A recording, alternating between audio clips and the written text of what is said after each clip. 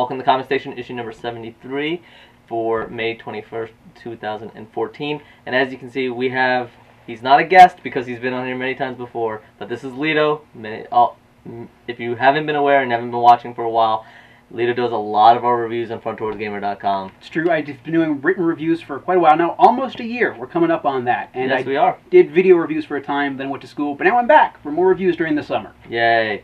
So, let's actually start off first, if you noticed, to zoom all the way into this little Yoda, and honestly, we're just bringing it up because we had all that Star Wars. That's true, all that Star Wars news lately. The pictures and everything, so we wanted to bring this up. This is a really, honestly, it's a cute little statue. It's Yoda on, very picturesque. Yeah, very picturesque Yoda on the log. Yoda on the log, the old Yoda. We don't talk about those prequels. Yeah, exactly. This is a collector's item. You know, I've heard actually the new movies are planning to try to phase out the prequels as much as possible.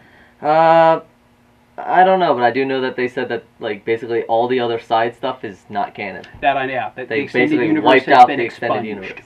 Yeah, that's really sad because they did some really good stuff. It is. I mean, I've heard a lot of great things about all the Dark Horse comics and then the various novels. Dark Horse has been knocking it out. I'm really not looking forward to when that transfers. That's going to move right over the Star Wars comics are moving to Marvel. Well, Marvel. No, correct me if I'm wrong. It may not be. We'll see in the comments on this. Yeah, we'll see in the comments. But I don't think they've actually said whether they're going to continue on with Dark Horse or just start it off fresh. It may just. But they are getting the license for these. They are getting the license. Yeah, gotcha. So that will happen at a certain point. Dark Horse will stop and Marvel will pick up. I very much doubt that they're going to continue. Yeah, I kind of doubt there will be any sort of continuity there. Yeah. Ironically enough. Yeah. So speaking of continuity, though, there is a new Star Wars comic out this week, Darth Maul #1, which I reviewed on Monday. You can see that on our site. There'll probably be a link somewhere in this video, I hope. Yep. frontdoorgamer.com as always. Yep. Going off the Star Wars for a bit. Yeah, so we jump into first issues here. Yeah. For the first issue I'm going to go over, this is a very small publisher. Yep, sort of a weird one. Yeah, it really is. It's Northwest Press. You can kind of tell from their stamp that The Legend of Bold Riley, and it's a very inclusive stamp, and it says comics are for everybody. Yeah, for everybody. So in this comic, the artwork is very indicative of more Asian cultures. So it does take that off, although it's not quite like watercolor painting kind of picture. But it has some influence from there.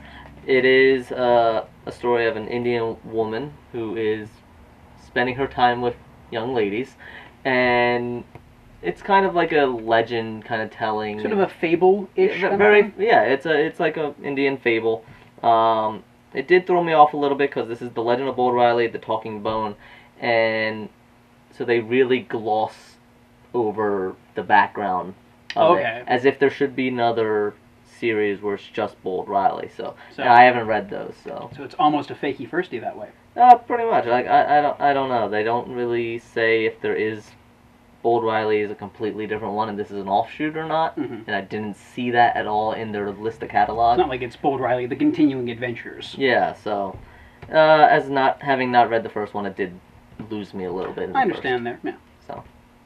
Well, over to me here with a new #1 from Image. MPH by Mark Miller.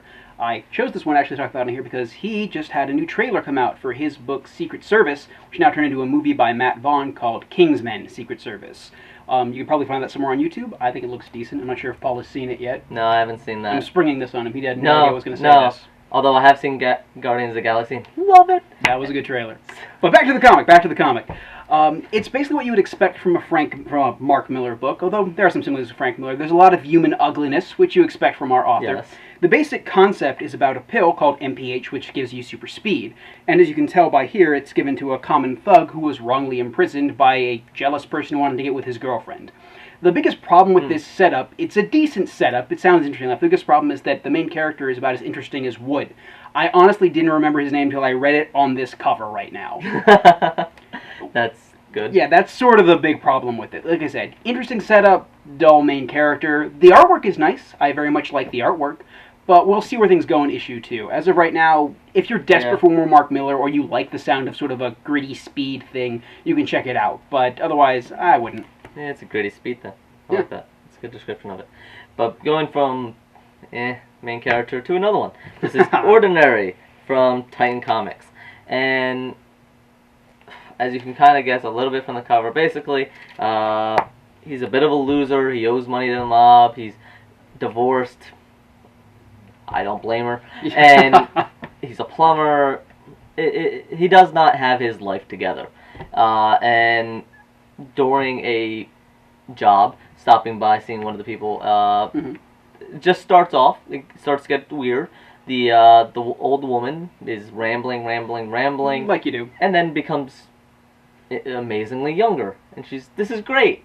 She gets younger and younger, all the way down to basically a puddle. Gotcha. So horrifying, going from great to horrifying, and the partner turns into a bear, and so all this stuff. The universe is happening. goes topsy-turvy. Oh yeah, it's all over the place. It's just extremely weird, and he's the only one that seems not to be affected by it. He is the only ordinary person left. Gotcha. It may have been an interesting title if I actually cared about the person. He sounds like quite the schlemiel, yeah. Yeah, the main character just very. I know they're trying to make him normal, make him ordinary. Him a schlub, the everyman. Ordinary, yeah, but like the title. They're trying, but at the same time, they just make him. They don't make him ordinary. They make him a schlub. I gotcha. So his lack of charisma is a bit too oppressive. A little too much. Yeah, I hear you there. Then I've got one here from Atchaia, I'm not sure if I'm saying that right, called The Last Broadcast, which has no connection to the horror movie of the same name, which was introduced us in the 90s to found footage before Blair Witch Project made us all forget it existed. It's a decent horror comic. No, I strike that. It's not a good horror comic. It has two good horror comic ideas stapled together that never actually connect or coalesce. There are almost two plot lines in it. One has to do with a failing magician studying a previous magician who faked his death and being haunted by a strange death head creature from some anime. And the other one has to do with two underground urban explorers in gas masks exploring San Francisco's underbelly. These stories never connect, and overall the protagonists are a little dull on both sides. The scares are minimal, and the artwork is a bit too constantly weird to make the weird parts actually stand out. But it is a 1 of 7, so maybe they're That's building true. Up to something. Things could easily get better in the next issue. Like, they're probably going to connect in some way, but as of right now, it's almost painfully different. Like, there are times where we'll change so hard that you get whiplash. And with how weird everything looks, it's hard to tell when you really have changed protagonists because people don't look very memorable. They all look like the same cubist nightmare of polygons forced together in unnatural shapes. I will give it this. The artwork does very good backgrounds and landscapes. Like, the things underground feel oppressively creepy in a very Amnesia, a machine for pigs kind of way. So they went with environment. Environments work well. Okay. The characters themselves feel sort of odd. Occasionally they'll be written with an accent, but you won't know it. So only until, like, you reach that one panel where it's like, he's supposed to be Russian? Oh, man. Which is sort of odd and off-putting. Okay, yeah, I could see how that would be. Yeah.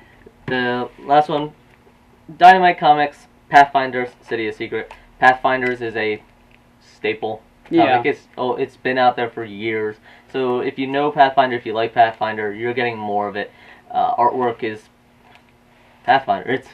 It's all more the same. It's right there on the tin, as it were. Yeah, it's all very much the same. If you know you like it, you like it. If you don't, basically, if you like RPGs, this is taking an RPG, dice rolling, board game kind of thing, and making a comic out of it. So you got, the wizards, the warriors, the assassins. Rogues, So it's a great big fantasy classic. Yeah, so it's a fantasy RPG in comic. Yeah. I got two here I'm going to cover quickly. Brain Boy, the men from G.E.S.T.A.L.T. Despite the name, it has no connection to Men from U.N.C.L.E. in tone at all, anyway. It's okay. I'm not sure anyone was really climbing for more Brain Boy, but since he's connected to Project Black Sky via Albright Industries, we need more of that world building. And don't worry, I will review the Black Sky online comic one of these days when something interesting in it happens. In this one, it's just boring and whatever. The artwork is very poor, though. In both of these comics I'm talking about, it's very poor artwork. It's a shame that the Brain Boy did a decent artwork. Yeah, this one is a bit too stylized to the point of almost incomprehension. Though it works well for on the astral plane, people look a bit too weird and disformed. Okay. The other one is Shadow Midnight in Moscow, which plays off of a recent Shadow story arc that learned he's not actually Lamont Cranston. He's some secret Russian agent, but not anymore, and it's stupid because it completely undermines his character. This one is, again, okay. It jumps around way too often. There aren't caption boxes for when you bounce back and forth between London and Moscow. Characters, well, it's the Shadow, you know what he's up to. But there is one terrible thing as well in that internal monologue boxes and speech balloons look exactly the same for the Shadow. So occasionally he'll say something in his head, and then someone will hear it, and you'll be like, oh, wow, I didn't see that one coming. Yeah. Again, the artwork is a little bit mixed on this one. It's not as disformed as Brain Boy, but still definitely getting there. People will occasionally have wonky proportions in a bad way. All right.